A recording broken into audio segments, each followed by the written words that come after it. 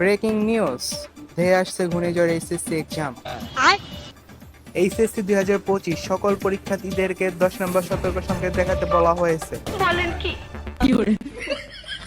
এতক্ষণ শুনছিলেন শিরোনাম, এখন শুনবেন বিস্তারিত। এদিকে আমরা জানতে পারলাম যে কোনো পরীক্ষার্থী এবছর পড়ালেখায় ভালোভাবে মনোযোগী হচ্ছে না, তো সবাই নাকি ফ্রি ফায়ারে সোশ্যাল গ্রাউন্ডে গিয়ে মেয়ে পটানোর চেষ্টা করতেছে। তো আমাদের সাথে আছে মিস্টার আকাশ এবং তিনি সোশ্যাল গ্রাউন্ডে আছে। তো আমরা জানতে চাচ্ছি তার কাছে যে এখন কি পরিস্থিতি, পরীক্ষার্থীরা কিভাবে তাদের মূল্যবান সময়টাকে বাস দিচ্ছে, তো আমরা এটাই জানবো। মিস্টার আকাশ, আপনি কি আমার কথা শুনতে পাচ্ছেন?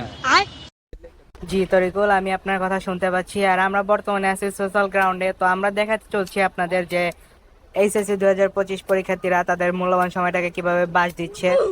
তো ইতিমধ্যে আমরা দেখতে পাচ্ছি এখানে কিছু পরীক্ষার্থী আছেন এবং একজন তার নাচের মাধ্যমে মেয়ে পটানোর ট্রাই করতেছে, কিন্তু কেউ করতেছে না।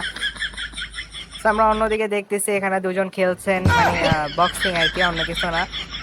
তো আমরা মাত্রই দেখতে পেলাম যে এখানে একটা মেয়ে প্রবেশ করেছেন, আর মেয়েটা এখানে হয়তো লুকিয়ে আছেন, এই যে এখানে শুয়ে আছেন, কিন্তু তার শুয়ে থাকার কারণটা আমরা বুঝতে পারছি না। ইতিমধ্যে দেখতে পারতেছি তার বয়ফ্রেন্ড চলে আসছে, আর তারা কি যেন করতেছে। ভাই, এই খেলাটার নাম কি যেন আমি ভুলে গেছি। তো এখানে থাকাটা হয়তো আমার উচিত হবে না, কারণ এটা তাদের পার্সোনাল ম্যাটার। তারপরে তো দেখতে মন চাইতেছে। Guys, আরেকবার দেখে আসি চলেন। তো আমরা আবারও যাচ্ছি সেই কাঙ্ক্ষিত জায়গাতে। তো এখানে দেখতে পাচ্ছি তারা খেলার জন্য প্রস্তুতি নিচ্ছেন। যাই হোক, আমরা তাদেরকে বিরক্ত না করি। আর আজকের খবর এটাই ছিল যে এসএসসি পরীক্ষার্থীরা তারা তাদের গার্লফ্রেন্ড বয়ফ্রেন্ড নিয়ে ঘোরাঘুরি, এসব নিয়ে ব্যস্ত আছে, মেয়ে পটানো নিয়ে ব্যস্ত আছে। ধন্যবাদ মিস্টার আকাশ আমাদের সামনে সত্যটা তুলে ধরার জন্য। আজকের জন্য বিদায় নিচ্ছি, দেখা হচ্ছে পরবর্তী কোনো নিউজে।